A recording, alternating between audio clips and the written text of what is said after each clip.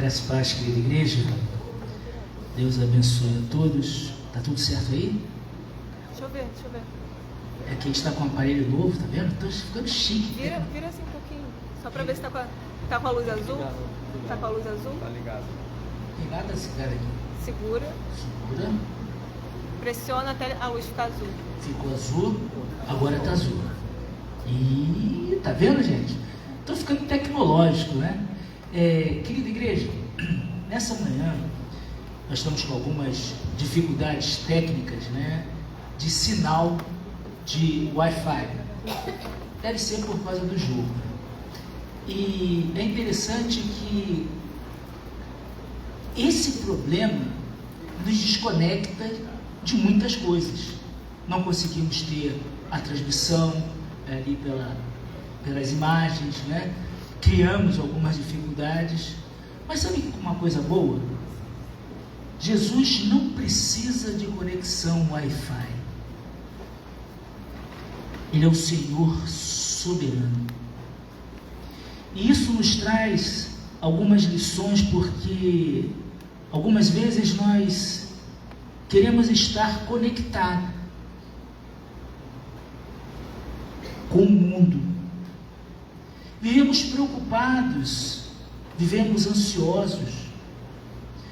Mas o que me dá alegria, o que me dá paz, é saber que o nosso Deus não depende das circunstâncias, não depende de roteadores, não depende de sinais, porque Ele é o próprio Deus vivo. Ele é o farol, Ele é o sinal. E nessa noite, eu quero convidar a igreja, uma coisa que a gente não faz há um bom tempo, né? Abrir a Bíblia. A gente está tão acostumado a transmissão e projeção, né? Mas vamos lembrar de usar a Bíblia, acessar. E eu tenho trazido uma série de mensagens em cima do texto de Mateus, que vai do capítulo 5 até o capítulo 7, que fala sobre o Sermão da Montanha. O Sermão da Montanha é um texto que revela para cada um de nós o que significa ser cidadão do reino. E Jesus começa a trabalhar várias coisas. Já falamos aqui sobre as bem-aventuranças, falamos sobre a questão da lei, né? E essa noite eu quero falar sobre preocupações. Será que o cidadão do reino, ele precisa andar preocupado? Será que o cidadão do reino fica desconectado, perde o seu prumo quando não há sinal de Wi-Fi? Quero que os irmãos abram suas Bíblias em Evangelho de Mateus, capítulo 6. E vamos ler do 25 ao 34. Eu vou fazer um negócio diferente aqui, que eu gostei do que o pastor Fernando Leiro fez. Eu não ouço aquilo há muito tempo, né? Eu vou ler um versículo e a igreja vai ler o versículo seguinte, tá? Todos uma só voz. Pode ser versões diferentes, mas eu quero que vocês participem desse culto conosco. Vamos lá? Mateus 6, de 25 a 34. Depois de tudo aquilo que nós temos trabalhado durante os domingos, depois dos seus ensinamentos, depois ele fala sobre o jejum, sobre a oração, Jesus ele continua no seu sermão profético dizendo: por isso, digo a vocês, não se preocupem com a sua vida, quanto o que irão comer ou beber, nem com o corpo, quanto ao que irão vestir. Não é a vida mais do que o alimento? Não é o corpo mais do que as roupas? Igreja,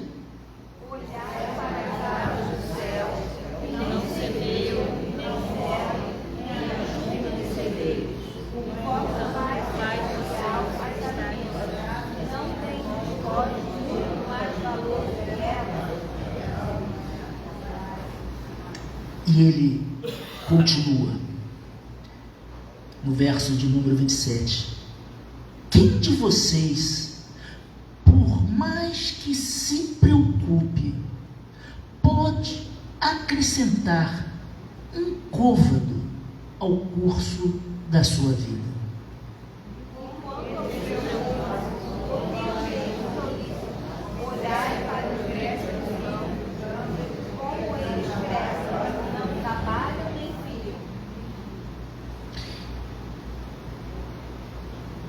Eu, porém, afirmo a vocês que nem Salomão, em toda a sua glória, se vestiu como qualquer deles.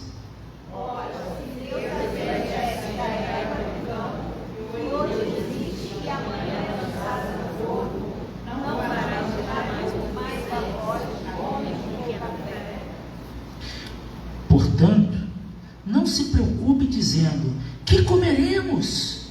Que beberemos? O que nós vestiremos?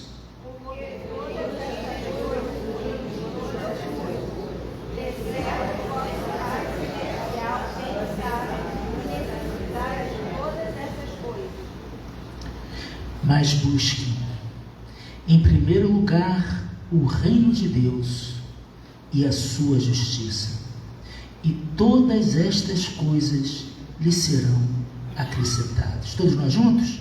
Portanto, não se preocupem com o dia do amanhã, pois o amanhã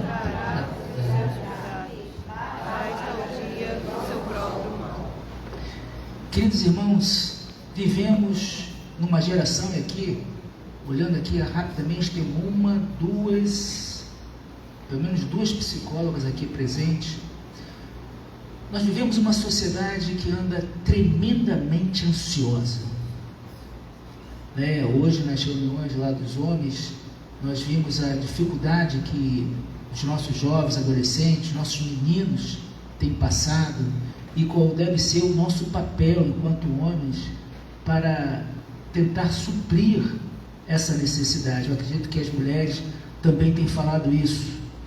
E a ansiedade que nós vivemos nos dias de hoje não é apenas um cansaço, porque eu me lembro no meu trabalho secular, a gente falava que o pior cansaço não é o físico, mas é o cansaço mental. Porque o físico você dorme, acorda, tá legal. Agora a mente não. O cansaço mental destrói a gente. E é isso que Jesus está ensinando para aqueles discípulos. Diante das vicissitudes da vida, diante das agruras, diante do desafio, nós não podemos nos cansar. É o que fala lá em Isaías: mas os que esperam o Senhor renovarão as suas forças, subirão com asas como águias, caminharão e não se cansarão, correrão e não se fatigarão. E é isso que Jesus está falando diante daquela sociedade. Esse cansaço e a ansiedade é um ruído da alma. Quando nós estamos ansiosos demais com as coisas que vão acontecer, nós acabamos abafando a voz de Deus. Por isso, o Senhor Jesus, ele fala: por isso digo a vocês, não se preocupem com a sua vida, quanto ao que irão comer ou beber, nem com o corpo o que irão de vestir. Não é mais do que a vida não é mais do que o alimento, não é mais e não é o corpo mais do que as roupas. Jesus, ele está nos ensinando que o que ele deu para nós é muito maior do que o mundo tem oferecido. Olha só, Jesus começa perguntando o seguinte, e ele faz isso para desarmar o espírito ansioso daquela comunidade de fé. Lembra da história? Aquele pessoal está ansioso, esperando o Messias, o restaurador, aquele que iria tirar o povo daquela opressão do Império Romano. Jesus ele começa falando ainda sobre isso, ele fala: não é a vida mais do que o alimento? Às vezes nós corremos atrás de coisas e esquecemos aquilo que é essencial para a vida. Nós vivemos uma geração que queremos ter, queremos possuir, queremos acumular, e isso tem gerado ansiedade. Se o teu vizinho compra um carro X, se você não comprar um carro X, você fica ansioso. Se o irmão tem uma Smart TV, você quer ter uma Smart TV Blaster Raster. Pessoa ansiosa em querer possuir coisas. E é isso que Jesus está ensinando aquela comunidade de fé. Não é a vida mais importante que essas coisas? Por que nós andamos preocupados? Por que nós andamos ansiosos com essas coisas?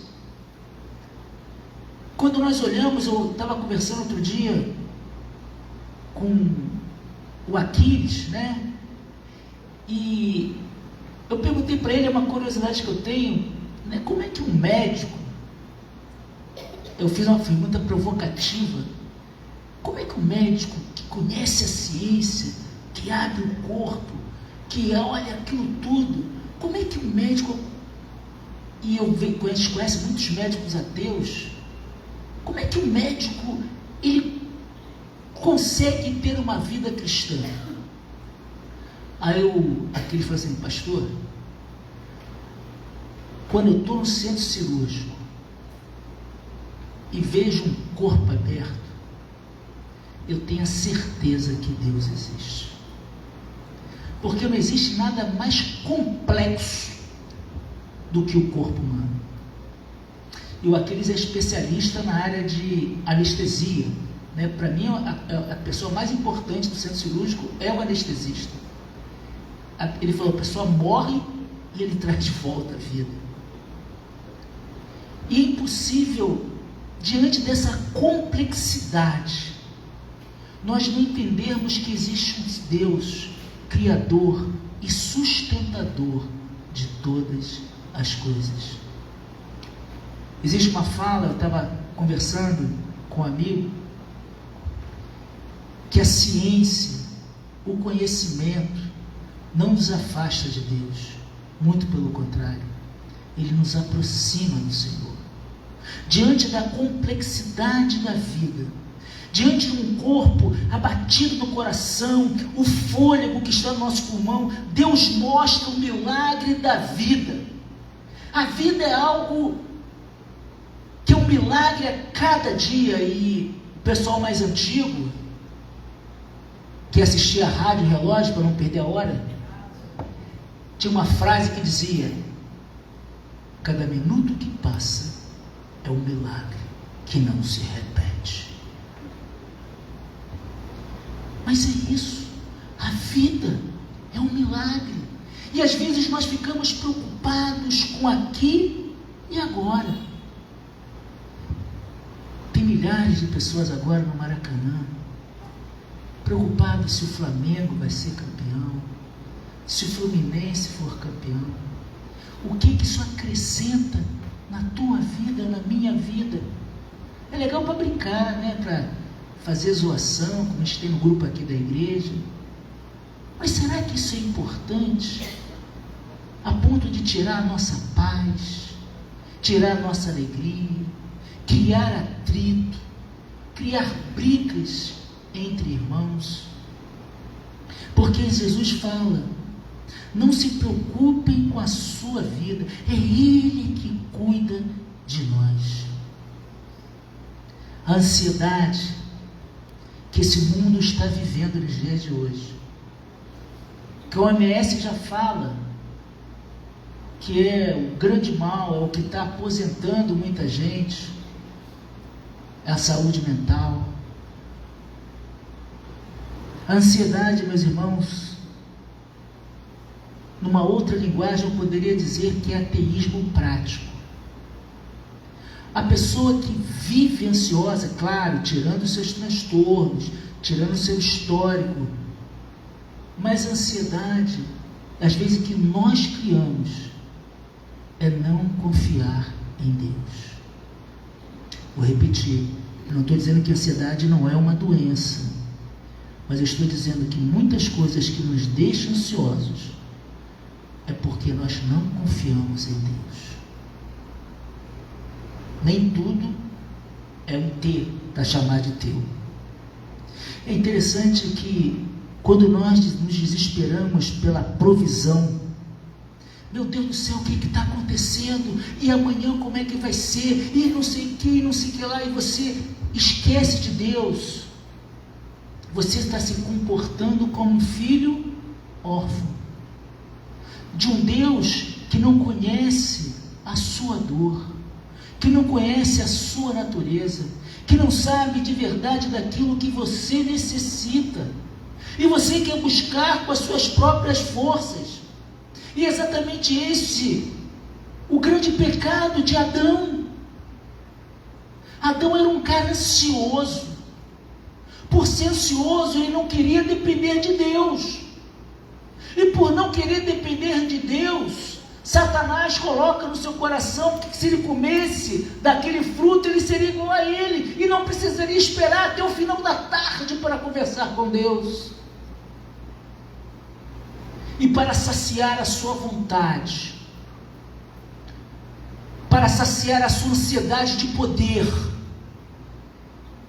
aquele homem se corrompe, e toda a humanidade cai. Quando nós nos desesperamos, nós estamos dizendo que Deus não é o nosso Pai. Aí Deus fala algo para aquele povo muito interessante. Ele diz o seguinte: mas olhem para as aves, elas não têm celeiro, mas têm um Pai. Olha que coisa interessante, igreja. A ave do céu, ela não produz, mas ela vai atrás do alimento. Ela voa. Tem as aves migratórias que vão de um lugar para o outro buscando alimento, mas na certeza de que aonde elas vão chegar, Deus provê o alimento. Não estou dizendo que nós devemos ser apáticos, não devemos correr atrás. Eu estava conversando, essa semana eu conversei bastante com uma pessoa, e eu falei que existem dois tipos de fé. Existe a fé do absurdo e o absurdo da fé. Eu já falei isso aqui, alguém lembra quando eu falei isso? Sobre a fé do absurdo e o absurdo da fé. A fé do absurdo é aquele camarada que não é ansioso e fica relaxadão, sabe? Perdeu o emprego, não se quer colocar no mercado, aí ele ora, faz uma campanha, anda no sal, né? Vai nas 7 viradas da muralha de Jerusalém, bota a rosa de Saron, mas não se capacita, e fala o seguinte: olha, Deus me revelou que o telefone vai tocar, e alguém irá me chamar para ser o diretor Master Blaster de uma empresa. E ele acredita. Isso é a fé do absurdo. Deus não compactua com esse tipo de fé. O homem que não vive ansioso, ele não vive a fé do absurdo, mas vive o absurdo da fé. É aquele que, quando recebe um diagnóstico ruim, dizendo que não tem jeito, ele ora e fala: o meu Pai, que alimenta as aves do céu, que veste os lírios do campo, se for da vontade dele, ele proverá. Precisamos, igreja, viver todos os dias o absurdo da fé, e não a fé do absurdo. Peguei a Aurora ontem no colo, e ali foi a fé sendo contemplada. Essa igreja compartilhou isso. Essa igreja viu. Essa igreja percebeu. Essa igreja caminhou com essa família. Mas eles preferiram descansar no Senhor. Fizeram a sua parte, fizeram seus exames, fizeram as coisas, mas confiaram num Deus Criador, provedor da vida, um Deus Pai, que se importa com cada detalhe da nossa existência. O Deus que sustenta o universo com a sua palavra, com o seu poder, Ele não se esquece de colocar o pão na mesa dos seus filhos. Que pão está faltando na sua mesa? Pão da paz, pão da harmonia, o pão da alegria. Ore, confie, faça a sua parte, e o Jeová Jireh, o Deus provedor, há de providenciar aquilo que eu e você necessitamos. Ele é o milagre de Deus, o nosso valor. Isso é muito importante nessa geração consumista. O nosso valor não é medido pelo aquilo que você acumula, mas pelo teu relacionamento com aquele que te criou. Eu conheço pessoas humildes, mas que têm tudo. Eu conheço pessoas que têm tudo, mas não têm nada. Por isso que o Senhor Jesus fala: louco, hoje pedirão a sua alma. Para que você tem guardado? E aquele homem ansioso, trabalhando e fala: folga a alma. Vivemos uma sociedade em que as pessoas medem você pelo aquilo que você tem e não pelo aquilo que você é. Ter nessa sociedade é melhor do que ser. E é isso que Jesus vem falando aqui. Não acumule, não se preocupe com o que haver de comer e beber e vestir. Não é a vida muito mais do que alimento e o corpo muito mais do que a roupa?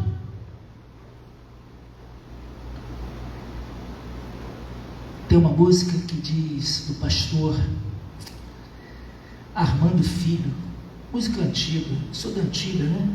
Quero que valorize o que você tem. Você é um ser, você é alguém tão importante para Deus. Diante da nossa ansiedade, diante das nossas dores, nós temos um Deus que olha para você e sabe a importância que você tem para Ele. Você é tão importante para Ele que um dia, na cruz do Calvário, Ele deu a sua vida por amor a mim e por amor a você.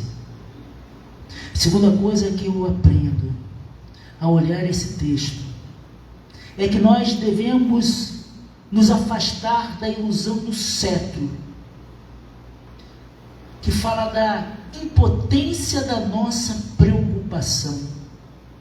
Olha o que diz o texto: quem de vocês, por mais que se preocupe, pode acrescentar um côvado ao curso da sua vida?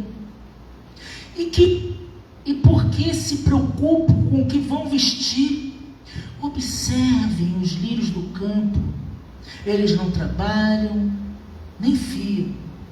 Eu, porém, afirmo a vocês que nem Salomão, em toda a sua glória, se vestiu como qualquer um deles. Ora, se Deus veste assim a erva do campo, que hoje existe e amanhã é lançada no forno, não fará mais por vocês, homens de pouca fé? Jesus, ele confronta naquele contexto aquele povo, a inutilidade da nossa agitação. Temos que lembrar do que acontece lá. Tudo começa na bem-aventurança. Bem-aventurado você que sofre. E ele continua falando no seu texto que nós precisamos ser sal e luz, e fala sobre o cumprimento da lei, e vai fazendo a narrativa, e ele chega nesse ponto e fala: quem de vocês, quem de nós pode acrescentar um côvado à sua estatura? E aqui não é crescimento. Essa expressão idiomática significa que por mais que você ande preocupado com muitas coisas, você não pode acrescentar 1 minuto ao curso da sua vida. E foi o que foi falado hoje aqui de manhã. Onde você vai estar daqui a 1 minuto? E ele falou do pastor Eduardo. Estava na moto, 1 minuto depois ele estava no asfalto. Eu sou exemplo disso, gente. Eu estava na academia, daqui a pouco eu estou na UTI. Nós não temos controle de absolutamente nada na nossa vida. A vida é um vapor. Nós precisamos, meus amados irmãos, tirar o cedro, querendo o controle da nossa vida, e precisamos entregar o controle da nossa vida ao Senhor, o Rei dos Reis, o que vive eternamente e que voltará. Ele tem todo o poder. Diante da nossa preocupação, meus irmãos, nós não conseguimos alcançar nada, mas precisamos confiar no Senhor. Preocupação é como uma cadeira de balanço. A garotada mais nova não sabe o que é isso, mas eu gostava. Minha avó tinha uma cadeira de balanço. Caí muito naquele negócio. A cadeira de balanço, você faz uma força para lá e para cá e não sai do lugar. É mais ou menos isso que Deus está falando aqui. A cadeira de balanço exige muito movimento, mas não leva a lugar nenhum. Diante das vicissitudes da vida, diante das agruras, gastamos noites de sono tentando resolver problemas que estão sobre o decreto de Deus. Precisamos entender que tem coisas que, por mais que a gente fique agitado, nós não conseguimos resolver. Precisamos entregar esse cedro, aquilo que nos angustia, nas mãos do Senhor, porque Ele é bom, e a sua vontade é boa, perfeita e agradável. Precisamos entender, tentar controlar o amanhã. Isso é ansiedade. Tentar controlar o amanhã é tentar roubar o cetro da mão de Deus.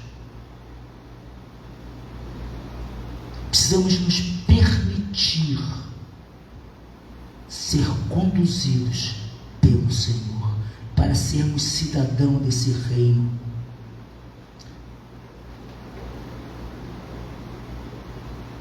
Os lírios do campo não tecem roupas. Alguém já viu o lírio do campo aqui? Eu já vi pelo Google. Não achei bonito não, mas ele está falando que é bonito. Ele diz o seguinte: os lírios do campo, eles não por mais que eles trabalham, eles não fazem nada, mas eles se vestem melhor do que Salomão, que vivia preocupado. Precisamos entender que Deus veste com a sua glória uma coisa que nenhum rei pode comprar. Salomão não tinha o poder de dar aquilo que somente Deus pode dar. Mamão não pode dar para você, somente aquilo que Deus pode lhe dar. Ansiedade, grave isso. Ansiedade é o juro que pagamos por uma dívida que ainda não venceu. Vou repetir. Ansiedade é um juro que pagamos por uma dívida que ainda não venceu. Precisamos aprender. Você não é, eu não sou o capitão da nossa alma. nessa vida nós somos apenas peregrinos. Somos apenas passageiros de um navio guiado por um capitão que é dono do ouro e da prata, o mais experiente do universo, que é o Senhor Jesus. Eu não sei como você está aqui nessa noite. Eu não sei como é que vai ser a sua semana. Mas eu quero te convidar a descansar no Senhor. Terceiro e último ponto.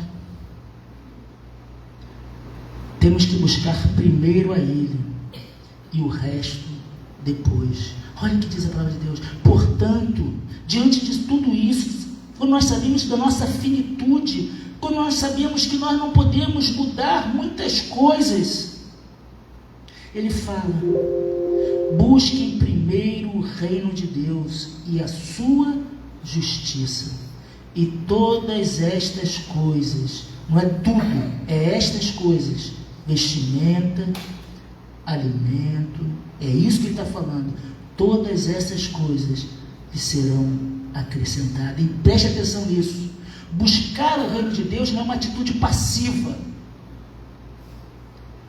Você tem que buscar a Ele no momento das nossas dificuldades, diante das nossas dificuldades. Qual é a primeira pessoa que vem à sua mente? Qual é a primeira pessoa que você corre? A quem você busca? Você busca um deputado, um vereador? Ou você busca pessoas que andam com Deus, que têm conselhos sábios do Senhor para abençoar a sua vida? É isso que está falando. Busque primeiro a Ele, busque primeiro a orientação dEle, e estas coisas que você está preocupado serão acrescentadas. Indo para o final, buscar o reino de Deus não é uma tarefa religiosa na sua agenda, é uma decisão de submetermos todas as áreas da nossa vida ao governo dele. Será que temos feito isso? Será que temos confiado nisso? O mundo corre desesperadamente atrás de coisas, mas nós, como servo de Deus, devemos correr atrás de um rei. Jesus propõe trocar as nossas cargas. Por que temos andado ansiosos? O Sermão do Monte não é sobre como entrar no reino, mas é sobre como viver num reino que tem um Deus provedor. Jesus termina essa perícope, essa passagem, com um conselho de profunda sabedoria. Vamos viver o hoje. Mas é claro que a gente tem que pensar no futuro, mas vamos viver o hoje. O amanhã, Deus cuida. Não é para ser leviano, mas é confiar no cuidado de Deus sobre as nossas vidas. Deus proverá. É como Abraão, que sai e leva seu filho, na certeza de que Deus proveria. Precisamos descansar no Deus. Jesus, ele fala que nós precisamos ser esse cidadão, não alguém que deve nos comprar o cuidado de Deus, mas confiar. Posso falar com muita tranquilidade isso. A paz não é o já, né, até, mas é a presença da certeza que Deus sabe o que eu e você precisamos. Não pare de sofrer, porque nós vamos sofrer, mas temos um Deus que nos guarda. Não saia daqui hoje, e isso é um outro perigo, tentando se esforçar para não ser ansioso, porque isso vai deixar você mais ansioso.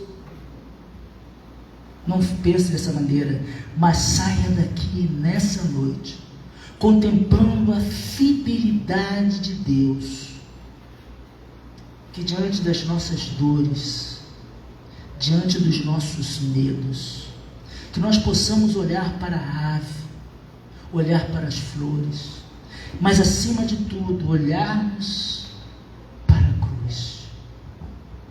Olharmos para a cruz de Cristo, porque se Ele não poupou o seu próprio Filho por cada um de nós, será que Ele não está preocupado com o pão, com a vestimenta?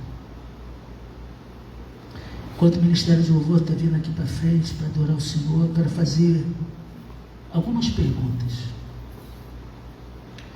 Qual a preocupação específica que você nessa noite vai depositar no altar do Senhor, reconhecendo que você não tem controle sobre ela, mas que Deus tem todo o controle? Nas visitas que eu fazia lá, a irmã Raimunda, todo mundo ansioso. A Unimed não autorizou, o plano não autorizou. A irmã Raimunda era a mais calma de todas, quietinha no cantinho dele. Calma, minha filha, calma, gente, é o tempo do Senhor. Essa confiança, que conseguiu ficar 2 meses quase internada, esperando, mas eu não vi uma gota de ansiedade. É claro que de vez em quando dá uns, mas ela estava confiante no agir de Deus, na soberania de Deus, no cuidado. E está aqui, ó. Outro dia ela deu testemunho: estou curada do câncer. Ela não tinha controle. O câncer é uma doença que a gente não tem controle, mas ela descansou no Senhor. Eu pergunto: o que você deseja depositar hoje diante do Senhor? Qual rotina que nós precisamos mudar pelo fato de sabermos que Deus é o nosso Criador e Ele é o nosso sustentador? Ele não criou você e te abandonou à própria sorte, mas Ele cuida de você. É isso que o tio Beto está ensinando para as criancinhas quando dá peixinho para o aquário. Ele dá um peixinho e cobra: olha, vamos cuidar. Nós somos os peixinhos de Jesus. Estamos ali naquele aquário que se chama vida, e todo dia Deus vai lá e bota umas bolinhas de alimento para a gente. De vez em quando lava o nosso aquário, tira as sujeiras. Esse é o Deus provedor, o Deus que cuida. Significa que na vida prática devemos buscar o reino de Deus. Precisamos dizer que as nossas necessidades precisam ser colocadas diante de um Deus que é fiel. Ele é Rei, Pai, e Ele não abandona os seus súditos. Que eu e você possamos buscar o reino de Deus e a sua justiça, sabendo que Ele acrescentará todos os dias aquilo que nós precisamos. Deus nos abençoe. Vamos adorar o Senhor.